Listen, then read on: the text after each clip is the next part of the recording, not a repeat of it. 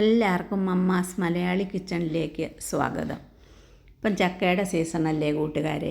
അതുകൊണ്ട് ഞാൻ വിചാരിച്ചു കുറച്ച് ചക്ക ഉണങ്ങി വയ്ക്കാം, ഇല്ലാത്ത സമയത്ത് എടുത്ത് കഴിക്കാമല്ലോ എന്ന്.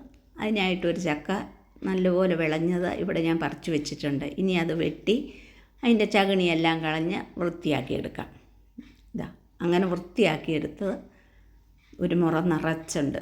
ഇനി ഇതിൻ്റെ കുരുവെല്ലാം കളഞ്ഞൊന്ന് അരിഞ്ഞെടുക്കാം. അരിഞ്ഞെടുക്കുക എന്ന് പറയുമ്പോൾ നമ്മൾ അന്നേരെ പുഴുങ്ങാൻ വേണ്ടി അരിയുന്നതിൽ ഒരു കുറച്ചും കൂടെ വലിപ്പത്തിൽ വേണം അരിയാൻ.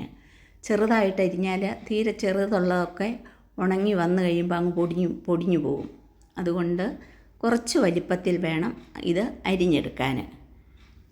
ഇത് കണ്ടോ, ഈ വലിപ്പത്തിലാണ് ഞാൻ അരിഞ്ഞിരിക്കുന്നത്. ഇതുപോലെയാണ് അരിയേണ്ടത്. ഇനി ഇത് ഞാൻ വാട്ടുന്നൊന്നുമില്ല, നേരെ വെയിലത്തേക്ക് കൊണ്ടിടുകയാണ്.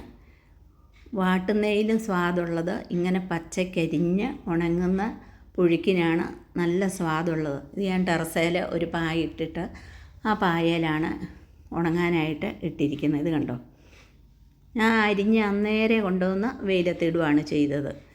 ഒരു 3 വെയിൽ കൊള്ളുമ്പോഴത്തേന് ഇത് നന്നായിട്ട് ഉണങ്ങി കിട്ടിയിരിക്കും. ഉണങ്ങുന്ന പാകം എന്ന് പറയുന്നത് അതൊരെണ്ണം എടുത്ത് ഒന്ന് ഒടിച്ച് നോക്കുമ്പോൾ ഒടിയണം.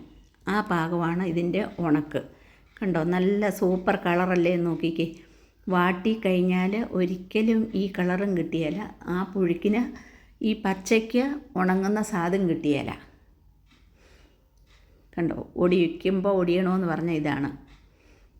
ഇപ്പോൾ അത് ഉണങ്ങാതെ നമ്മൾ എടുത്ത് വാരി വെച്ചാലും കേടായി പോകും. നല്ല കാറ്റ് കടക്കാത്ത ടിന്നിലിട്ട് വെച്ചില്ലെങ്കിലും കേടായി പോകും. അതുകൊണ്ട് നമ്മൾ പ്രത്യേകം ശ്രദ്ധിക്കണം. നന്നായിട്ട് ഉണങ്ങി എടുക്കണം താനും. നല്ല ടിന്നിൽ ഇട്ട് വയ്ക്കുകയും ചെയ്യണം. കണ്ടോ, നമ്മൾ വാട്ടി ഉണങ്ങിക്കഴിഞ്ഞാൽ ചിലർ വെള്ളത്തിൽ ഇട്ട് വാട്ടും, ചിലർ ആവിക്ക് വെച്ച് വാട്ടും.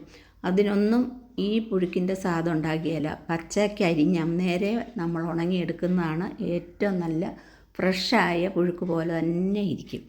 ഇത് പുഴുങ്ങുമ്പോൾ ഒരു 4 മണിക്കൂറെങ്കിലും വെള്ളത്തിലിട്ട് കുതിർക്കണം. അതിന് ശേഷം വേണം ഇത് പുഴുങ്ങാൻ. അല്ലെങ്കിൽ പിന്നെ ഇത് വേവുകയില്ല. അതുകൊണ്ടാണ് കുതിർക്കണമെന്ന് പറയുന്നത്.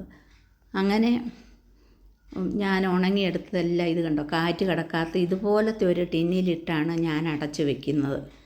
ഞാൻ ഇതിനു മുമ്പും പലപ്പോഴും ഇങ്ങനെ ചക്ക ഉണങ്ങി വെച്ചിട്ടുണ്ട്. ഇതൊരു 2 വർഷം വരെ കേടുകൂടാതിരിക്കുമെന്ന് എനിക്കറിയാം. ഞാൻ അങ്ങനെ പല പ്രാവശ്യം ചെയ്തിട്ടുള്ളത് കൊണ്ട് എനിക്കറിയാം. നല്ല ഫ്രഷായ ചക്ക പുഴുങ്ങുന്ന അതേ ടേസ്റ്റാണ് താനും. അങ്ങനെ നമുക്ക് ചക്കയുള്ള സമയത്ത് ഉണങ്ങി വെക്കുകയാണെങ്കിൽ ഇല്ലാത്ത കാലത്തെടുത്ത് നമുക്ക് ഇങ്ങനെ കഴിക്കാവുന്നതാണ്. അപ്പം നിങ്ങൾ എൻ്റെ ഈ വീഡിയോ കണ്ടിട്ട് തന്നെ സപ്പോർട്ട് ചെയ്യാൻ മടിക്കരുത്. വീണ്ടും കാണാം. Thank you.